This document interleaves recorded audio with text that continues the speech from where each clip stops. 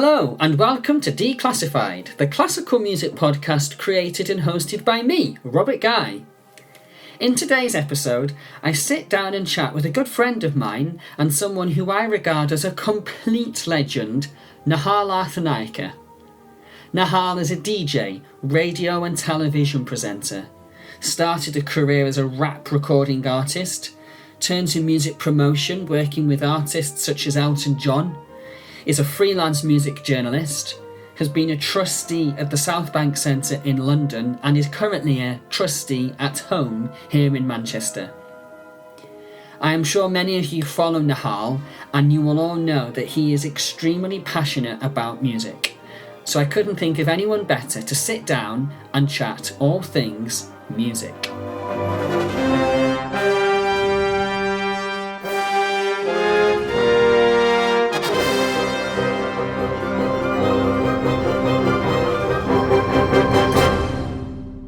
I wanted to go right back to the beginning and ask you how you got involved in classical music. Yeah, so I started really by being a rapper, actually, by being an MC. If you can hear some crying in the background, that's because one of my dogs cannot handle the fact that there's another human in the house, a guest, and that she doesn't have VIP access, or there is access to a guest. To the Arthanayake Lounge. Yeah, well, to you. She wants to just be like, yay, there's another human here. So my apologies in advance. Gosh, she really is going for it, isn't it? Right, one second. That's just really annoying. No. Sorry about this, Rob, 1 second. Totally aborted start to our podcast. Okay, what attracted you to music when you were young? What made you do, I want to get involved in that? That's a really interesting question, isn't it? What attracts you to music? Was it being centre stage and or was it working with people? It started way before that. No, I was 10 years old and obsessed with, and this shows my age here, Madness and Adam and the Ants. I just remember asking my dad to go and buy vinyl for me. You know, just as a kid in primary school, I wanted music. It's funny when you look back and you end up doing something with your life that involves something that you can trace back to really early. And I was just obsessed with Madness, and there was this song by Adam and the Ants called Prince Charming, and it had this dance in it, and I bought the gatefold vinyl so you could just fold it out, and this imagery of this man in makeup dressed like a dandy was bizarre. It was extraordinary, and it made you feel a connection to another world. You know, I went to a tiny village primary school. Mm-hmm. I don't think there were even 40 kids at this entire primary school. It was tiny. And then suddenly you're presented with these people who are living this life that might as well be in a different universe.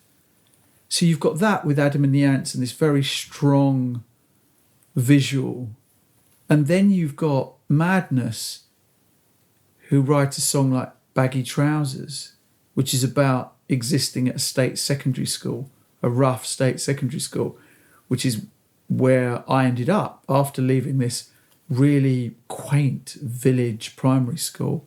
I was thrust into this town called Harlow Town, and this grey, bleak 70s hangover comprehensive school. Sounds like my school. Right. And that's kind of... And that was a shock to the system. Did you play an instrument? No. We had a neighbour who played guitar, and I think I went for one lesson with him. And I just didn't have the patience for it. It just felt so difficult to do it. And I wasn't the kind of kid who wanted to attack that also, it didn't relate to anything. If I could have done anything, I would have learnt to play synthesizers, probably, like electronic keyboards, to make these science fiction-like sounds that a lot of bands in the early 80s to mid-80s were making. Visage, Soft Cell, Orchestral Manoeuvres in the Dark, Ultravox, The Cure, and there was Kraftwerk, but they were before. There was all of this kind of electronica, and that really blew my mind. Those sounds really blew my mind. Because what strikes me when we chat is how you talk about your upbringing and all this exposure. That's how I would describe my exposure to music, but more in a classical music. Right, just from playing the violin and then playing in school orchestras and school bands. Yeah. And it's really interesting that we kind of have really powerful memories of very different styles of music. Yeah. Did you ever get exposure to classical music? Did you get that when you were young? No, and that's the problem, really, because classical music was seen as posh people's music. Yeah. Right? It wasn't for us. No one was going to persuade me that Tchaikovsky or Beethoven or Schubert was in any way, shape or form relevant to me. Not at all. It's like dead people making music that I couldn't dance to. That was basically, I would have seen it. You know. Do you think classical music still has that image problem now?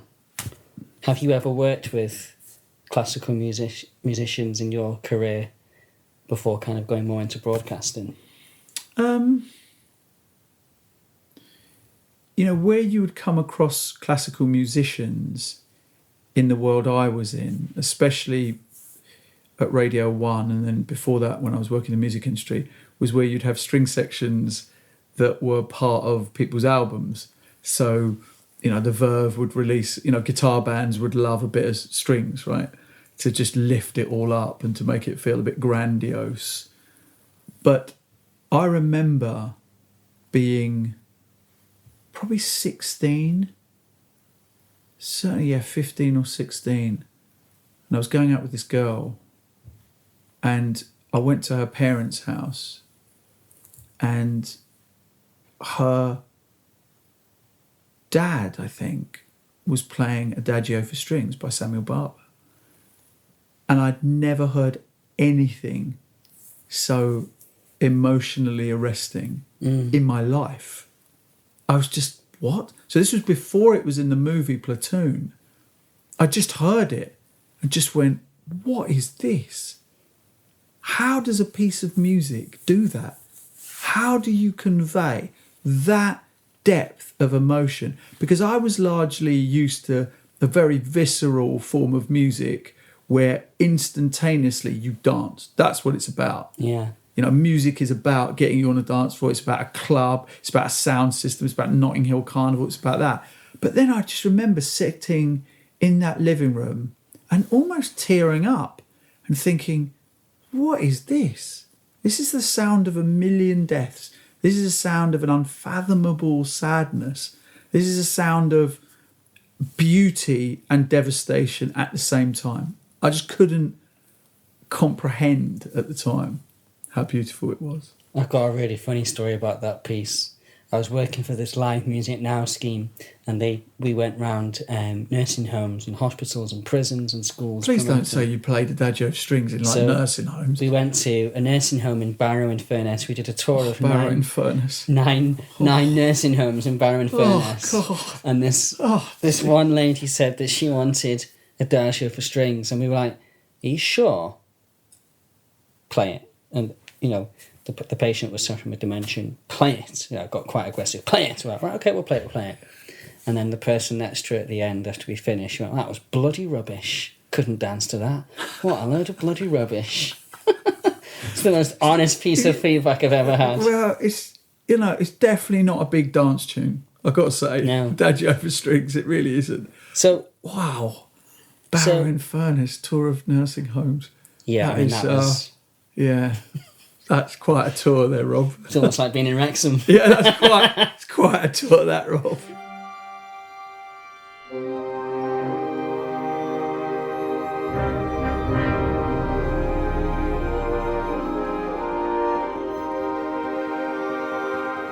What I find really hard is when you go into schools and I am promoting classical music, it's this, and you're playing music that they recognise, Match the Day, Wallace and Gromit, and then it's a really hard sell, or it feels a really hard sell, to the kind of music you've been describing to kids. And then you come across straight away, like you come across, you know, you're the violin teacher, immediately go, oh, you're posh.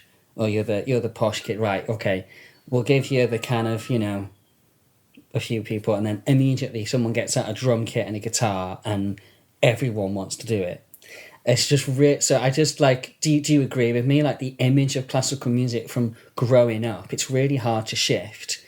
And someone that loves music, I'm interested in whether you think classical music is still a bit stuffy, whether it's not enough of an experience, whether the performers are on stage and they still look a bit bored. I mean, I go and watch some orchestras play and I'm like, wow.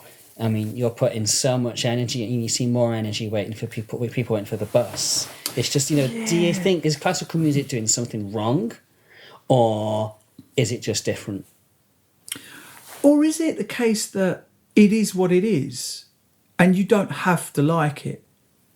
What we have to do is just expose you to it and not tell you it's something you should like and it should be part of your life. And somehow, if you're not into it, there's something wrong with you, because they don't need it. We don't need any music in our lives.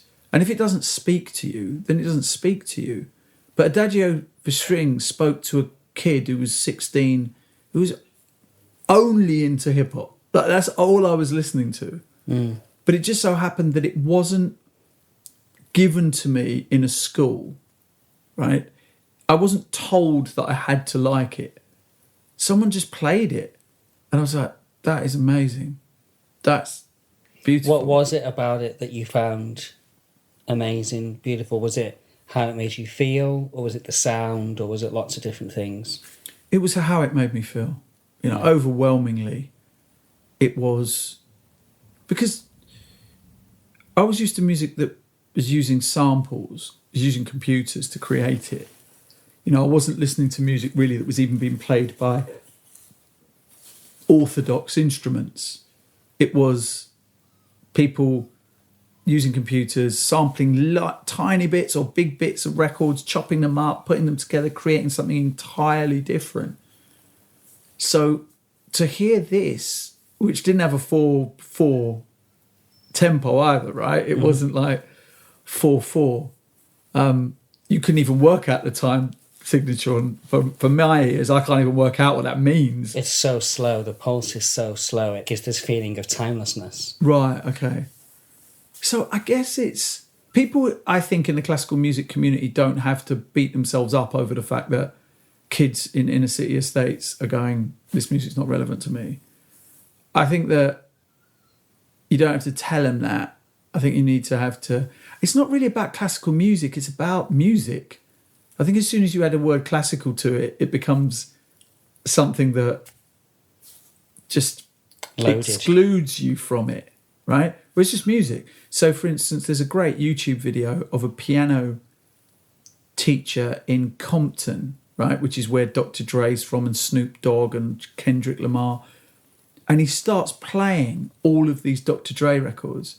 And this largely African-American audience in an inner city school in South Central Los Angeles are freaking out that this guy can do this, right? But that's what you can do. That's what you can do. This is the sound a violin makes. This is the sound an oboe makes. This is what it can do. And to get you to connect with it. But also as well, it's about hard work, isn't it? But, you know, I was talking to someone about doing piano grading, and he's a year older than my son. He's 15. And I think he's grade 5. And I said, oh, do you enjoy it? He said, well, the pieces, yeah. I said, well, do you learn anything else? And he's like, no, I do the pieces for the gradings. I said, well, do you like them? He said, no, they're really boring. Right? So this is a problem. Yeah. Right? This is a problem. And I'm certainly not as qualified to speak on this as you are, Rob. But I just wonder if it's just so rigid, whereas with hip hop, and it's free, isn't it? it's just free, right? Like, you come across people and you say, "Oh, are you grade 8 guitarist?" I mean, I don't think you would go to anyone in a rock band. No one would go to Hendrix and go, have you done your grade 8? Well, you're not really a guitarist, right? Yeah, completely agree with you. Right? Which is a kind of weird. So it's so rigid. But classical music, when it's at its best, classical in inverted commas music, is when it's free and it's just, it takes people away from their everyday stresses in their life, and it's like, I switched off there. That was amazing. Yeah, that's what I wanted. Yeah, and that's kind of what I feel is my mission with classical music. Is it doesn't have to be this. Oh, I've done grade 5. Now I've done grade 6. Now I'm going to do grade 7. Now I'm going to do grade 8, and now I'm a musician.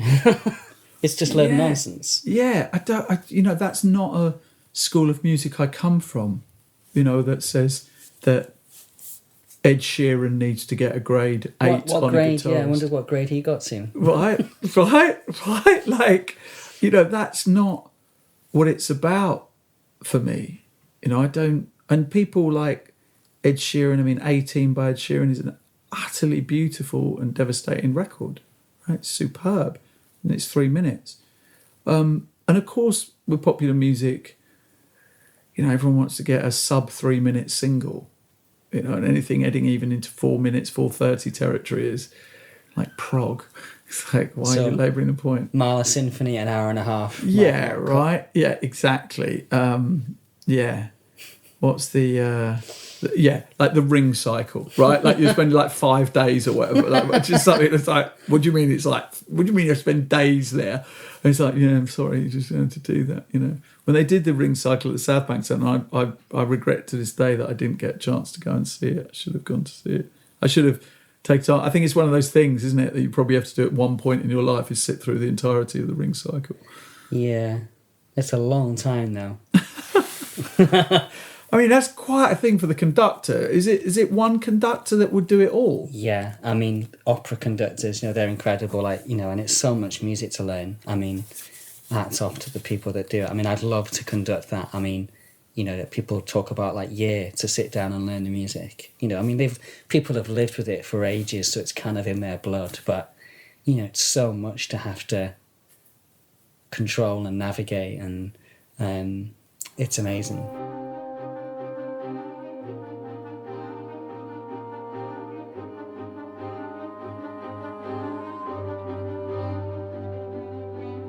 One thing I'm asking all my guests is for their magical music moments. Something that sticks in their mind as a memory that's like, that was amazing. That gig, that drive home and it came on the song, something that really sticks with you. It's weird, really. There was a music festival. It didn't last very long. It's called the Phoenix Festival. Didn't rise from the ashes, ironically. But I remember I was in this band called Collapsed Lung in the 90s. Was that your idea for the name? No, definitely wasn't. They got the band together and then they came and asked me, because they were from Essex, Harlow, and I was the rapper, really, in the town that everyone knew. Maybe symphony orchestras need cool names, like the Collapsed Lung Symphony Orchestra. Yeah, right? Or the Halle or something sounds pretty cool. I don't know what you get it from. Yeah, I don't know. There's something Symphonia, isn't it? It's like the Sinful Symphonia or something. Yeah, and I just remember that I knew there was a bit of a buzz around us, but I didn't really know. Joe Wiley had played us, The Enemy had wrote about us. I think there was a vibe, definitely. But I just remember walking on stage and there just being, what at the time seemed like thousands of people in this tent that were going nuts. They were going absolutely nuts. Because it was this rock, rap, metal crossover thing that was just fun music. It was party music. And me rapping, and there's still like a TV performance on YouTube of me performing like in 1993 or something. Like I'm 22 years old. I'm going to go and find that. Yeah. It's track's called Chainsaw Wedgie by Collapsed Lung. It's like ridiculous. But I just remember... That could be a name for a conductor. Yeah, Chainsaw Wedgie. That could be yours. Rob Chainsaw Wedgie Guy. conducting the Collapsed Lung Symphony The Orchestra. Collapsed Lung Symphony Orchestra, yeah.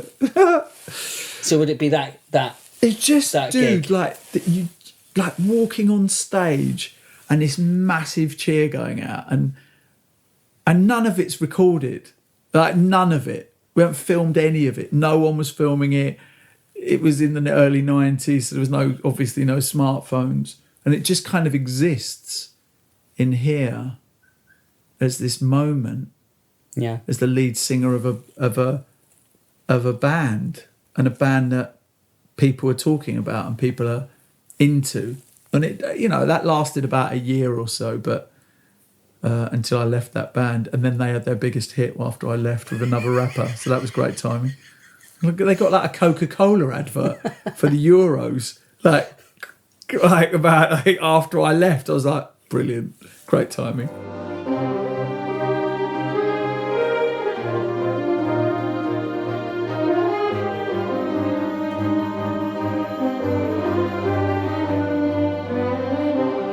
What's it like as a dad? What's the journey like, nurturing and helping your kids into music? Do you... Well, what's your plan? You're early on in the journey. What's your plan? You got a plan? No. Like, I mean, obviously he's going to grow up listening to music and hearing music because it's what I hear at home, and I'm practicing and I'm playing, and, or I'm doing a bit of assessing some recitals, and he's crying when it's good and then happy when it's not. I mean, obviously he's going to be... Everyone always asks what instruments he's going to play, and I don't know. Like, I hope that he'd go to school and someone would introduce it that way, because I'd never want it to be his dad's thing that he then hates. Will there be a competition between you and Heather for what instrument he may pick up? Because what's your instrument? Violin, sorry. Piano, violin, viola. Heather plays the cello. Right. Do you guys have... Like, there's so much competition in all other things, right? Like, people in bands always take the mickey out the drummers, right? The drummers are like... I have it with my brother, competition with my brother, because obviously he's the clarinetist and we run the orchestra, and then his wife's a violinist. But is there an instrument in an orchestra which everyone goes is the crap one? That everyone goes, oh, yeah, it's like the equivalent of the drummer. The drummer's always the butt of every joke. It's the viola. It's the viola. Viola players are the butt of every joke. Why? I don't know, because... That's so niche. Why viola? Because basically it's not the violin, it's not the cello, and you get labelled as, they're the viola players. If you can't count, shove them on viola. If they don't like playing up high, or they struggle to play really high on the strings, shove them on viola. Or we haven't got many viola players, shove him on viola. That's how I ended up on viola. There was no one on no one in the viola in the whole of North East Wales at my age level, and they went... He's all right, and the violin, he's not great. Give him a viola. And then my teacher went, this is really savvy move, because you'll get so much more work for being a failed violinist. Is that how viola players are seen? Yeah, and then we all have so cold. There's all kind of like inner motion to, like, we all like, viola players, they spot each other, they meet each other, they're friendly, and, they let everyone else get on with it. And then the other kind of butts of the orchestra is sometimes like the percussion or lower brass, just because they're sitting around in an orchestra not playing that much. So they'll just... Does that sound like a viola player? Our dog. The sound that the dog's making, like a drunk viola player. Kingsley, yeah, of course Kingsley left the door open. Nice one, Kingo. The one instrument that is the butt of the orchestra is viola, and then viola players usually always want to be conductors as well, which is quite funny. Probably because we're, deprived of any kind of power in the orchestra, and then all of a sudden want to be... I would like Louis to play any instrument, so long as it wasn't like, I don't know, the saxophone. I just got this thing against the saxophone. I can't stand saxophones. Saxophone played really well, but I can't stand saxophones. In fact, there was a teacher, I can't say their name, but whenever I was like, the kid was just really struggling with the violin, I go, the saxophone's really shiny. It's really shiny. Do you want to go and play the saxophone Why instead? would you do that? Why do you want more saxophone players in the world? just to irritate the saxophone teacher. Go, why are you giving me these people? Oh, I see. Right, okay. Yeah, but that might backfire really badly. Might be a legion of saxophone players out there that were recruited because of you. Yeah, that's true. Does the saxophone play any role in an orchestra? It can do sometimes, and like any crossovers with jazz or all those kind of things. I don't know, just something about the saxophone sounds like a seagull sometimes. Sorry, all saxophonists. Yeah, sorry, all saxophonists, but I'm not a fan either. It just reminds me of the worst type of 80s music. Real like wine bar music. Or a lift music. It's just that horrible. Although to be fair, no disrespect to your brother, I think the clarinet may get into that kind of that lift music. A lot of people say the violin they find it hard when they start because it's a badly played violin is the worst. I brought my violin home to begin with when I was young, and my parents said it was awful for a couple of years, really, so screeching. Couple of years. You're really needing to develop pitch because you've got no frets to put your fingers on. You've got 4 open strings, off you go. It's really hard. Whereas at least on other instruments, you've got keys and like holes to hit. Whereas on the violin, on the string instruments, it's just 4 strings. It's really hard. You just got to work out. You've got to just learn, develop your pitch and be guided by your ear. And that's really hard. Yeah, that is really hard. God, yeah, that's... How do you stick with it? 2 years, potentially. Because it sounds shit, right? My parents said they just had to keep on persevering, little and often, every day, keep at it. And define little. 5-10 minutes a day. Oh, really? That little? Really? And then build it up. Okay. 20 minutes. Then if you go into some of these fancy music schools, obviously then you're practicing for hours and hours and hours, but then you can really play. But it took me a good couple of years to get over a point where I felt, yeah, I can maybe play this. Because it's also just physically different, like, moving your arms around and all that kind of thing. So, how old were you when you got to your grade 8? I did grade 8 violin when I was in school.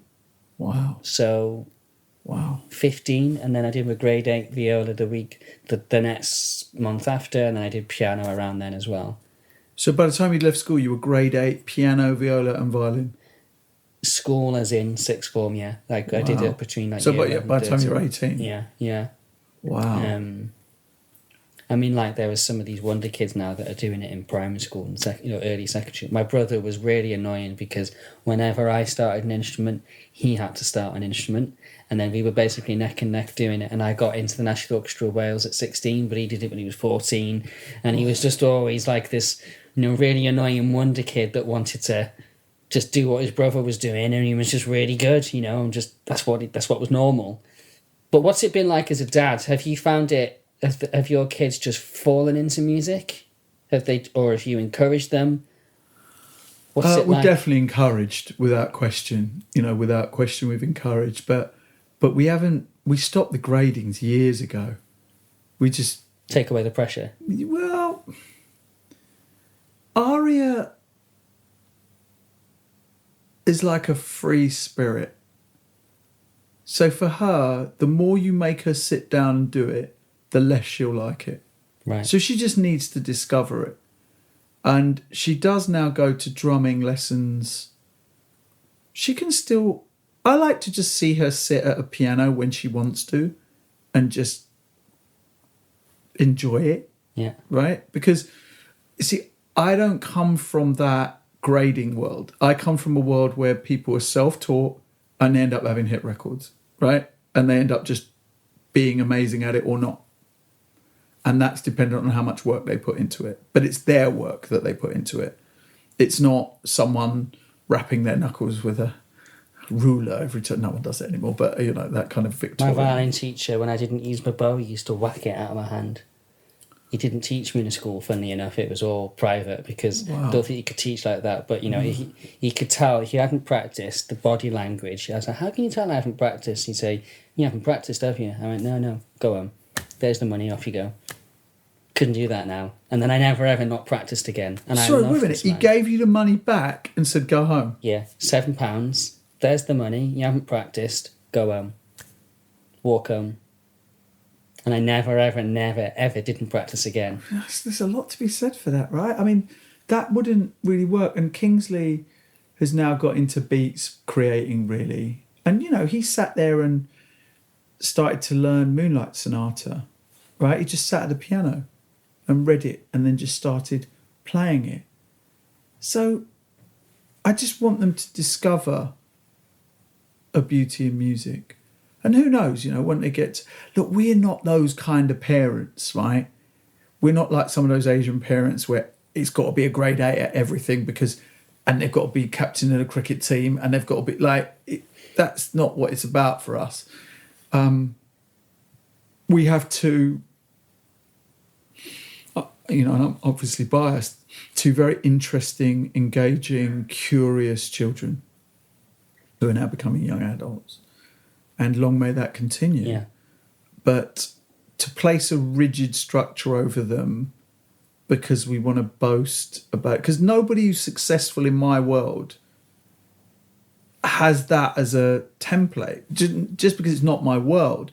But I do understand that if you want to be good at something, like really good at it, you have to understand the basics of it with such depth that it gives you the freedom to be able to do what you want with it, right? And I understand that a lot from Indian classical music, which I've spent quite a bit of time around, Indian classical musicians, which is a very different setup to Western classical music, completely different. Nothing's written down, right? And it's all about learning and learning. And often, you know, a tabla player or a sitar player, they start at 5, right? They have a ustad, which is their guru, and they are learning every day. And sometimes they're the 4th generation, 5th generation of people who've played this instrument.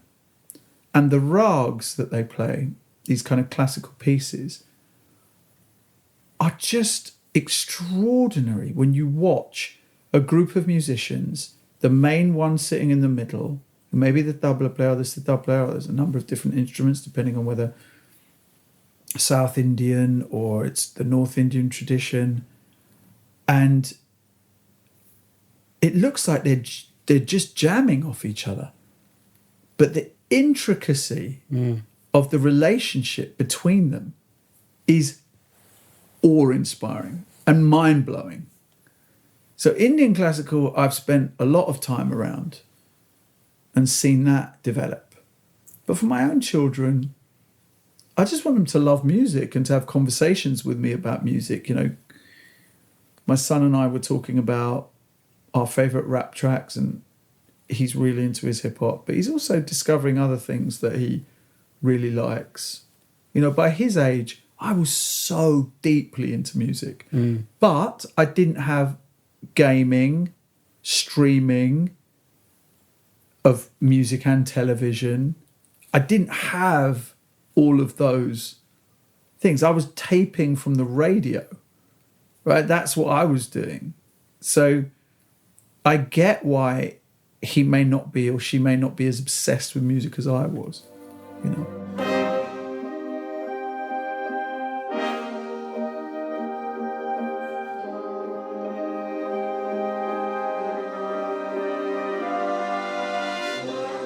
I spoke to a guy last week who wants to found the Manchester Indian Raga Orchestra. Really? Yeah.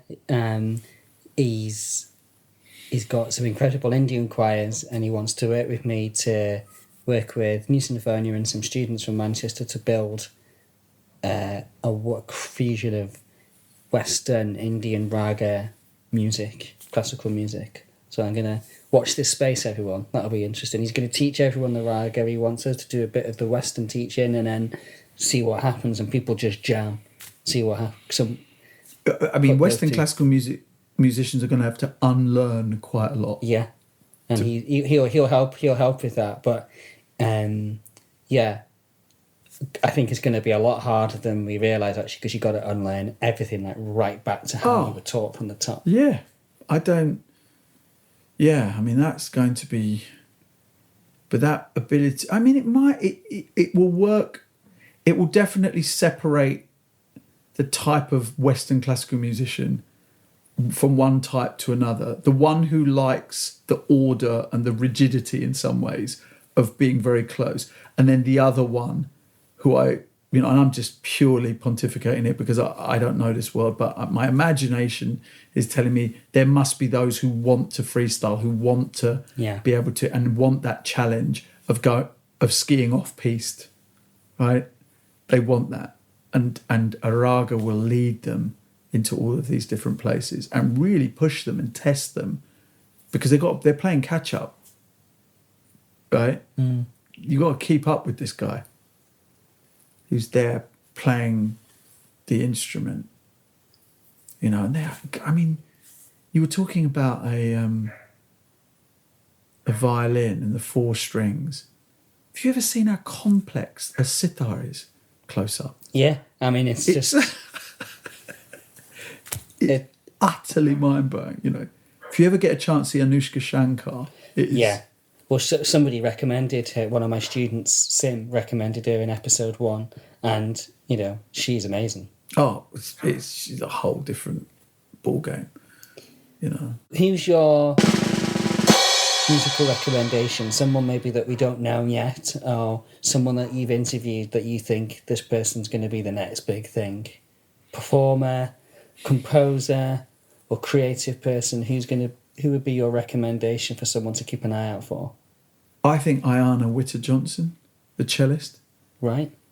Because what she does with the cello, she turns the cello into a beatbox, right? And she's gone through all the classical training, right?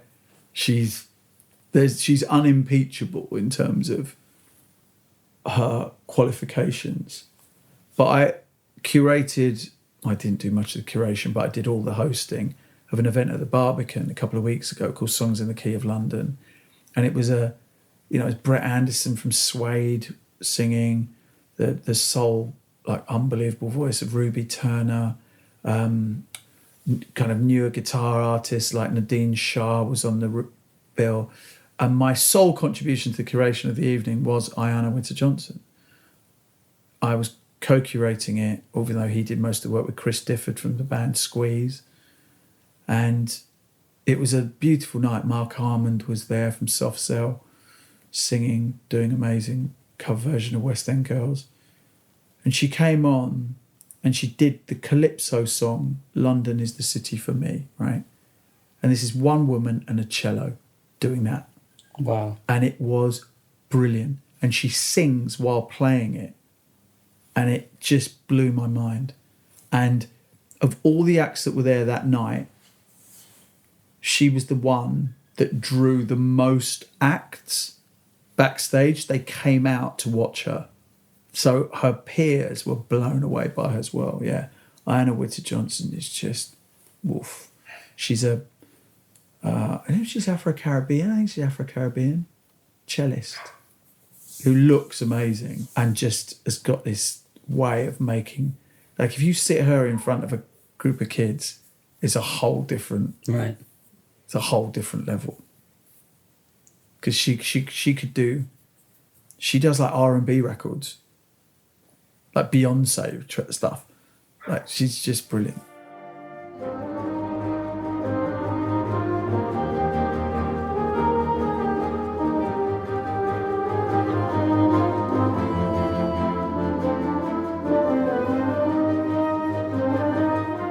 Before I finish with the game, got to ask you, what was it like working with and for Elton John? It's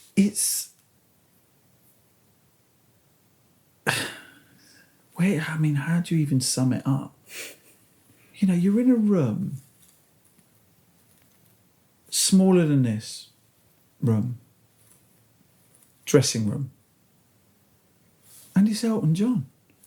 Like, it's just Elton John sitting there. Do you call him Elton or do you call him Reg? You definitely do not call him Reg. Right. That is without question. He's Elton John. Yeah, it's like Mr. John. Wouldn't even call Mr. Elton. You would probably say Elton. And then, if you'd known him enough, and I wasn't, you'd probably say EJ. But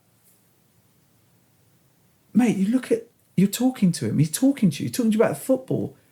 And in your head, you're going, fuck me, it's Elton John. Like, you just can't help but do that. Do you ever get starstruck in your work? I think I get excited. Yeah. I get excited. I mean, when there's been a few occasions where I've just gone, if my 12-year-old self, or if my 15-year-old self, or if my 22-year-old self, I mean, I had this moment really with Brett Anderson from Suede, because, he knows who I am. Like, he wants to talk to me, he wants to come on my radio show. And in the 90s, Suede was so untouchable. And I was working in the industry, but they just seemed like this band that was so cool, so aloof, so artistic, that they're untouchable. And there he is, he and I having a conversation as kind of equals, which we're not, because he's sold millions of records. But it just felt, wow. And then I was a huge hip-hop fan, specifically fan of a band called Public Enemy, who changed my life. And I remember when I was asked to host a Q&A with Chuck D, the lead rapper, one of the most iconic MCs of all time. And then afterwards, we all went out for dinner. And I wasn't sitting on the same table, but we were all in the same tiny little Japanese restaurant at the South Bank Centre. And again, fuck me, you're Chuck D. And then maybe a couple of years ago, or maybe not even a couple of years ago, I did a podcast with Suggs, the lead singer from Madness. And then afterwards he goes up, should we go out for a drink? I'm sitting in a pub talking to Suggs. The first record I ever bought was an album called Absolutely by Madness. My dad went to Parrot Records in Chelmsford after work to go and buy this 12-inch vinyl album for me. And I'm sitting there over 35 years afterwards, probably nearly 40 years afterwards, sitting there with him in a pub talking to him. And they are crazy moments. I've been side of stage at Madison Square Garden in New York watching Elton John, and Elton John's 10 feet away from me playing a piano to 18,000 people or however many people fill out Madison Square Gardens, right? On a Friday and Saturday night in New York. Fly in, watch it, do my work with Elton, fly out again.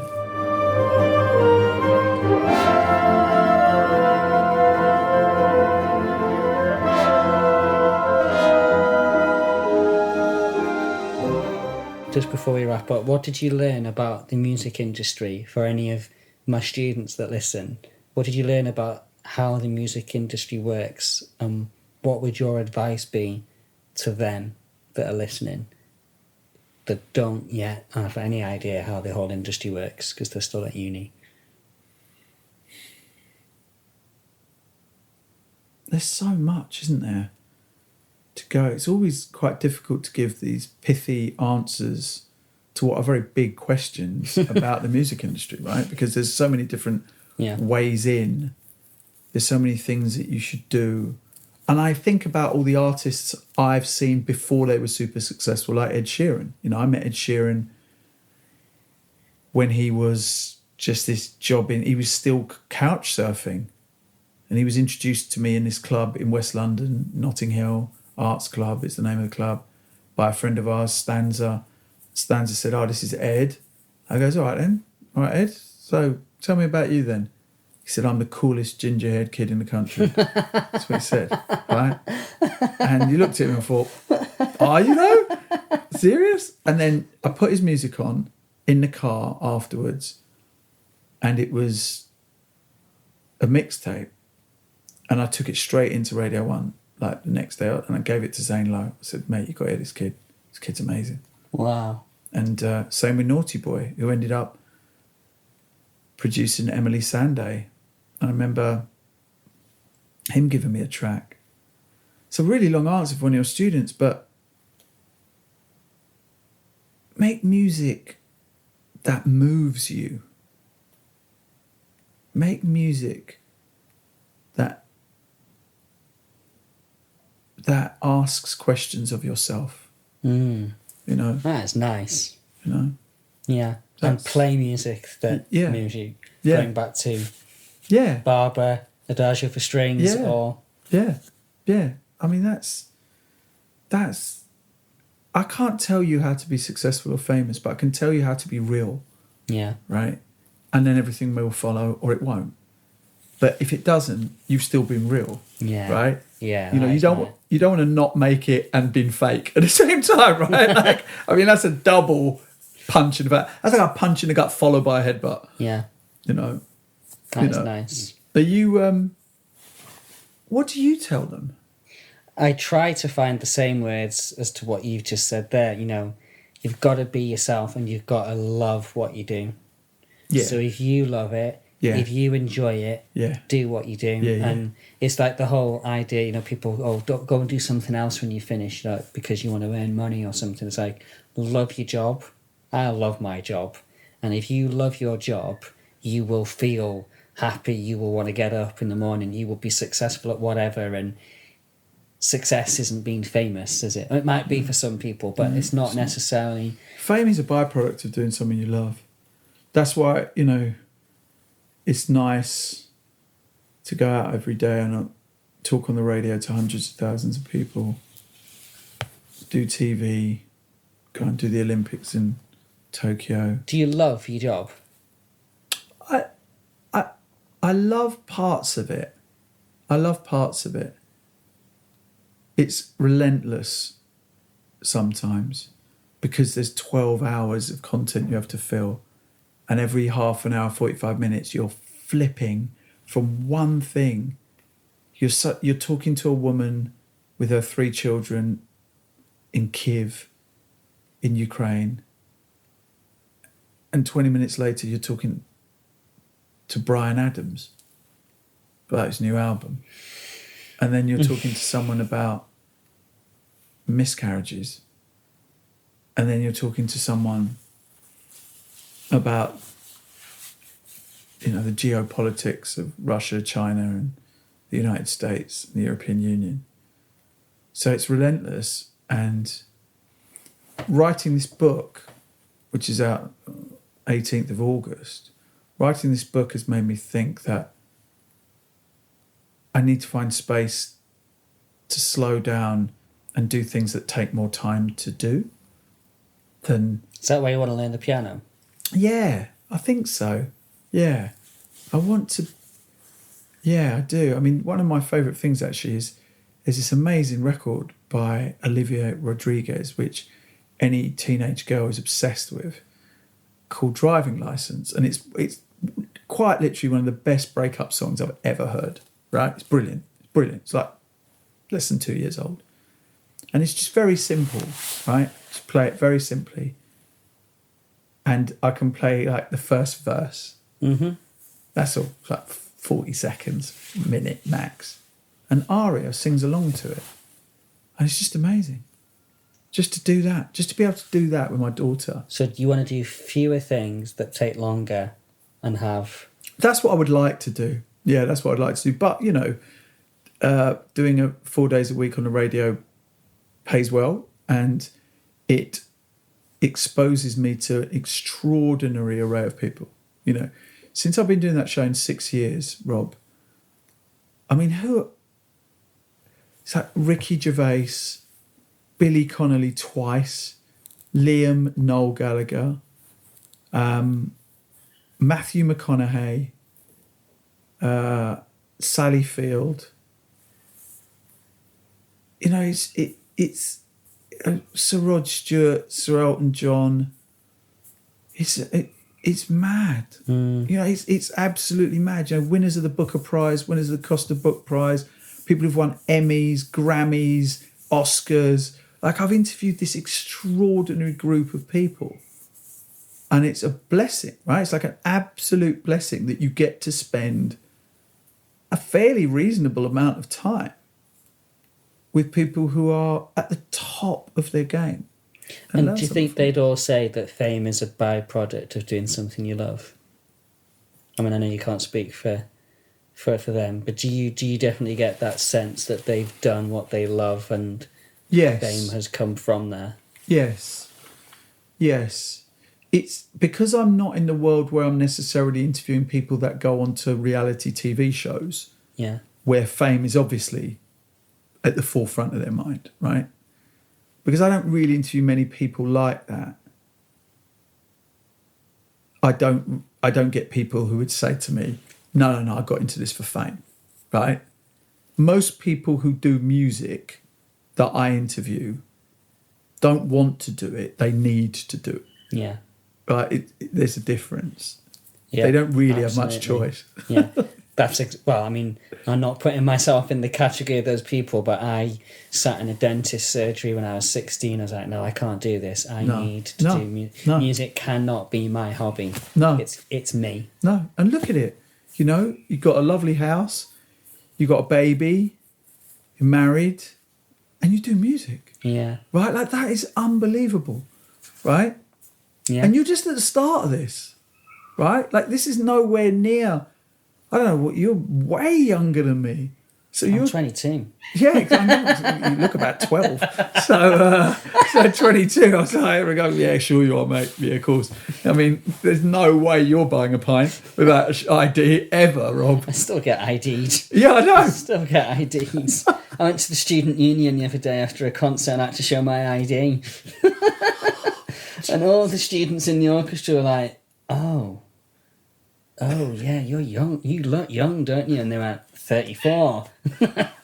Jeez. So that's the thing. Look, I'm 16 years older than you. So 16 years is a long time to do what you need to do, right?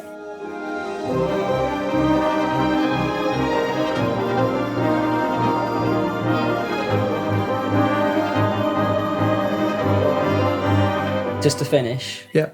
game time. Manchester or London? London. I was really hoping you were going to say Manchester. It's not. It's only because so far I've been here 6 years. I was 20 years in London. Yeah. Right. And do you feel in any way northern? no, not in any.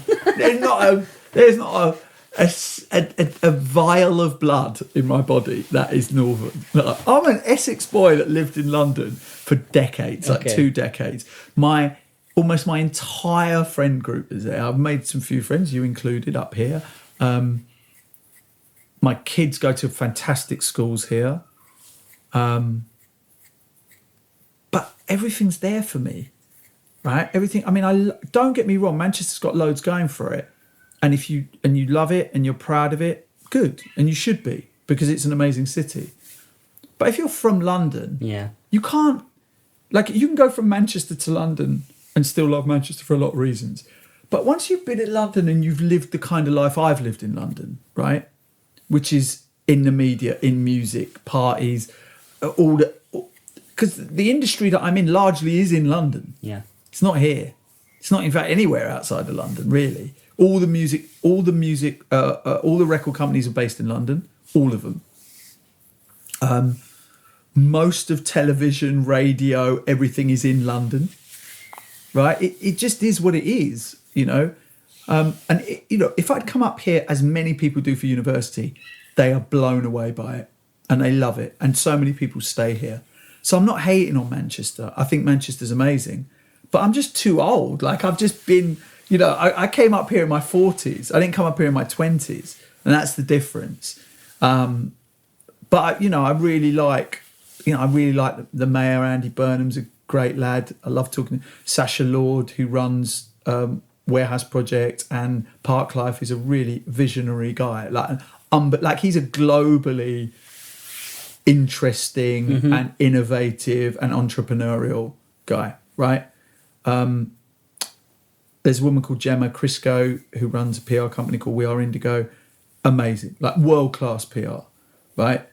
So and then there are the football teams, and there's all that. There's so much. You think about this northern post-industrial town that's got arguably 2 of the biggest football clubs in the world in Manchester. I mean, it's an extraordinary place. I mean, as a Liverpool fan, you would take great umbrage at absolutely, but facts don't care about your opinions, whether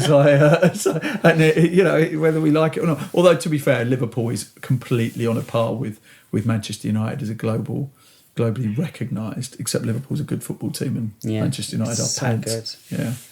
And I hope you catch Man City and overtake them. Really? Yeah, 100%. Okay. 100%. Because I don't like what it says about football, that a country can just come in and pour loads and loads of money into it. I just don't like it. I didn't like it about Chelsea. I don't like it about City. And I like Liverpool. And I've got some really close friends who are Liverpool fans.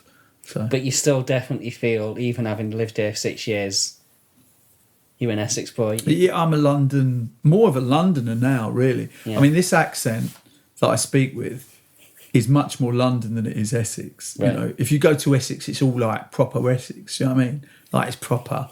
Like, yeah, mate, he's outrageous, and he's like taking a piss, and he's mugging you off. It's all that kind of stuff, which is where I come from and how I sounded. But I think once you spend 20 years in media circles in London, you get this kind of weird hybrid kind of voice. I mean, to you, I probably sound really Essex. Yeah. But in Essex, I don't sound Essex at all. You know, which is interesting because I've only really sensed that recently.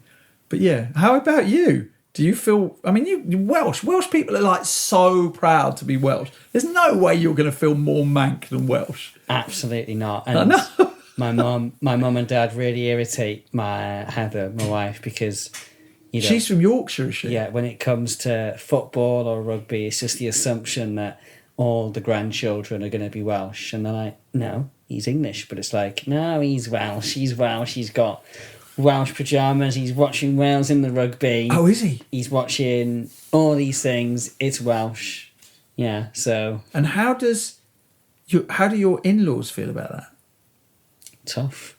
Okay. He gave them... Heather's dad bought Louis a Huddersfield Town sick bib. And I was like, well, okay, you can wear it because you're going to be sick on it. It's fine. Yeah, but he's a Liverpool fan. He's a Huddersfield Town fan. No, but Louis is going to be a Liverpool fan. Louis is going to be a Liverpool fan and Wrexham fan. Okay, that's good, because Kingsley and I are now obviously Tottenham fans and Stockport County fans. Now, that's the one thing that we have adopted from being up here. All right, thank you, Rob. Man. My thanks to Nihal for being such a brilliant guest, and thanks also to the team behind Declassified for their continued work. John Guy, the composer, James Hedgecock, production manager, and Andy Griffiths, the editor. If you're enjoying Declassified, please do hit follow or subscribe on whichever platform you tune in on, as it really helps the profile and rating of the podcast. Join me next time as I'm joined by Welsh violinist, composer, songwriter Claire Victoria Roberts and Polish violinist Ada Wiczkik, who's got an exciting opportunity for all budding composers. Until then, thank you and bye-bye.